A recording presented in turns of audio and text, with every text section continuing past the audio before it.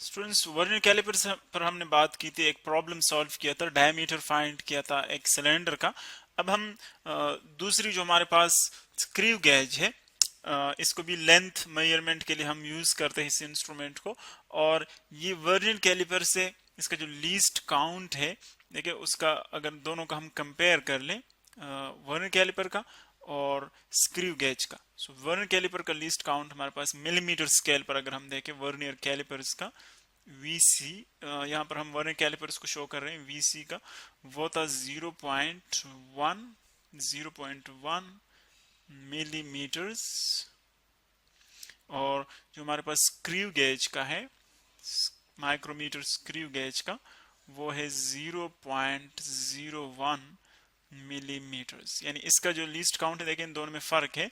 ये इतने कम डिस्टेंस तक, इतने कम नंबर तक हमें जो मेजरमेंट है वो दे सकता है, और जो वर्नियर कैलिपर है वो जस्ट 0.1 इतने मिलीमीटर्स तक वो मिनिमम हमें जो मेजरमेंट है वो दे सकता है। सो आप देख रहे हैं दोनों में जो फर्क है। अगर कोई जो हमारे पास मेजरमेंट है लेंथ का, डायमीटर का, जो भी हो, अगर वो 0.1 से कम हो और 0.01 से ज्यादा हो, इस रेंज में हो, तो फिर उसको हम वर्नियर कैलिपर से नहीं कर सकते, बट हम उसको करते हैं स्क्रू गेज से।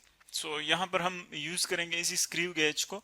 और प्रॉब्लम है हमारे पास, find the diameter of wire using screw gauge. एक वायर है, उसका हम डायमीटर फाइंड करेंगे।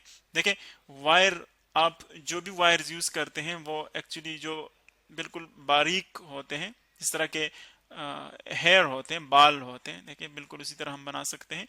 ये है एक वायर, कंसिडर कर ले आप। और इसकी जो डायमीटर है, यानी अगर यहाँ पर हम इसको शो कर ले, ये जो डिफरेंट कलर से है, ये उसकी क्रॉस सेक्शन हम शो कर रहे हैं। और यहाँ से एक्सटर्नल जो डायमीटर है, यानी ऐसी लाइन जो इस पॉइंट से जाकर इस पॉइंट तक जाए और सेंटर से पास हो जाए, तो उसको हम क्या कहते हैं, डायमीटर। सो ये हमारे पास इसका डायमीटर आ जाएगा। अब हम ये डायमीटर कैलकुलेट करेंगे इस स्क्रू गेज की मदद से कि कितना है, इसकी वैल्यू क्या है, डायमीटर ऑफ अ वायर।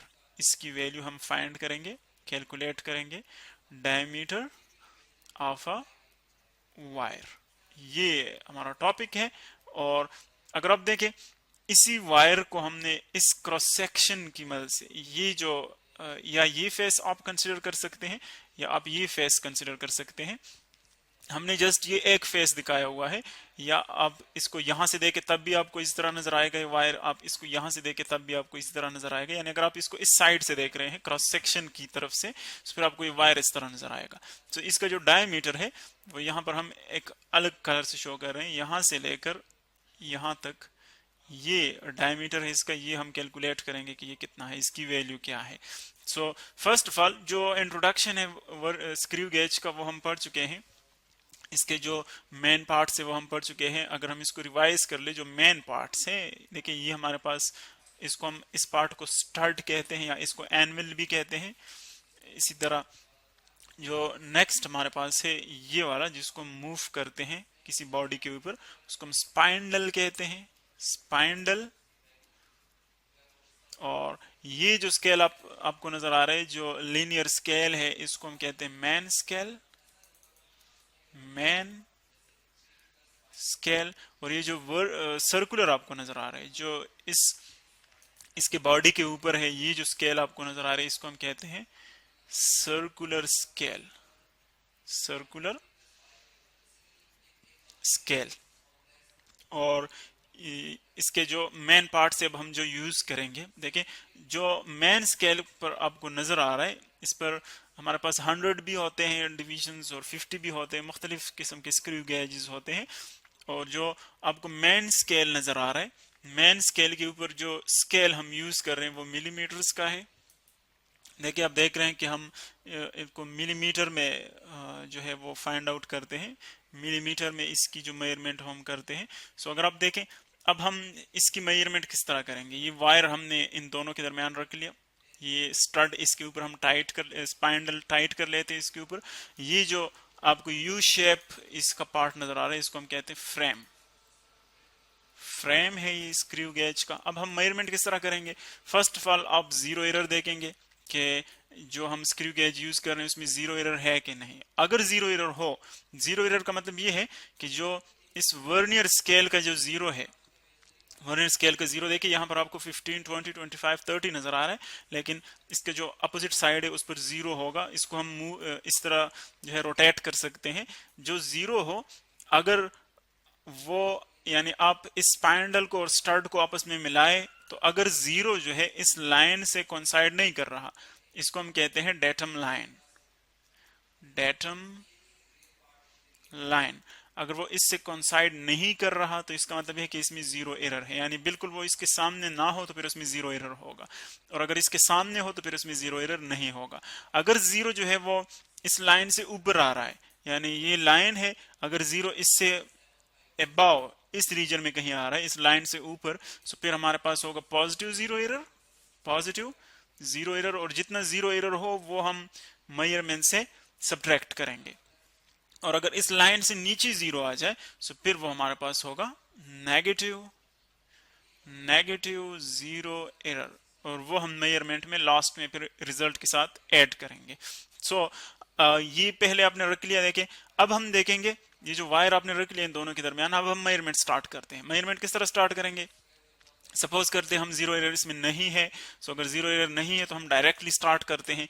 देखिए ये आपको जीरो नजर आ रहा है मेन स्केल के ऊपर, आप वो डिवीजन लेंगे जो आपको लास्ट नजर आ रहा है। देखिए कुछ डिविजन्स जो है इस सर्कुलर स्केल के नीचे आ रहे हैं जो कि हमें नजर नहीं आ रहे, तो आप लास्ट आपको कौन सा डिवीजन नजर आ रहा है, कौन सा विजिबल है, वो हम लेंगे। तो देखिए ये 0, ये 0.1, 0.5, ये 1, ये 1.5, ये 2, ये 2.5, इसी तरह ये 3, ये 3.5, ये 4। तो आप देख रहे हैं कि ये हमारे पास फर्स्ट जो है 4.5 भी नजर आ रहा है। आप देखिए थोड़ा सा आपको नजर आ रहा है 4.5 जो है, तो आपको लास्ट कौन सी डिवीजन नजर आ रही है? मेन स्केल के ऊपर, मेन स्केल के ऊपर जो आपको लास्ट डिवीजन नजर आ रही है वो आप लेंगे, जो कि हम हमारे पास यहां पर है 4.5 मिलीमीटर्स। ये मिलीमीटर्स में होंगे 4.5 मिलीमीटर्स। और अब अगर आप देखें 4.5 मिलीमीटर्स में आ रहा है, लेकिन ये हमें एग्जैक्ट अभी नहीं पता 4.51 है या 4.52 है या 4.53 है। तो उस फ्रैक्शन को फाइंड करने के लिए फिर हम क्या करते हैं? फिर हम सर्कुलर स्केल को यूज करते हैं।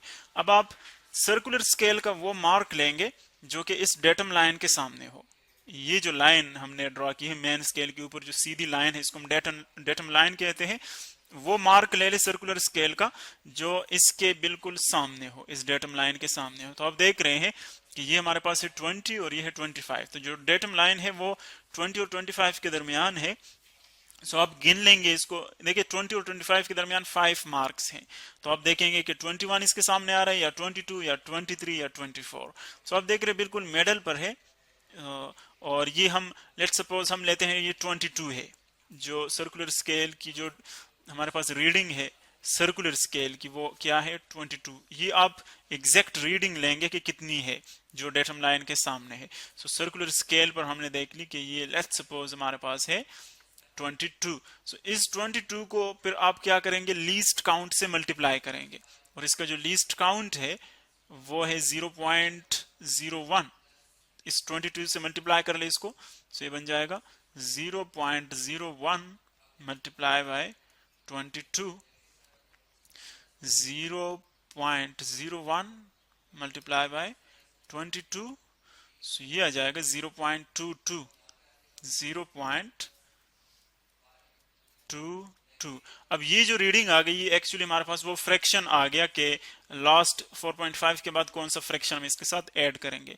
अब इस मेन स्केल रीडिंग को और जो फ्रैक्शन है इन दोनों को ऐड कर ले, सो ये लास्ट इसकी जो हमारे पास डायमीटर वो आ जाएगी। So diameter of wire is equal to 4.5 plus 0.22 जो कि बन रहा है 4.72। 4.72 जो इसकी हमारे पास रीडिंग है वो आ जाएगी। तो ये हमारे पास आ गया कि स्क्रू गेज से हम किस तरह डायमीटर या लेंथ या कोई भी आप जो लेंथ डायमीटर हो या रेडियस हो, कोई भी आप इसी इन स्टेप्स की मदद से फाइंड कर सकते हैं।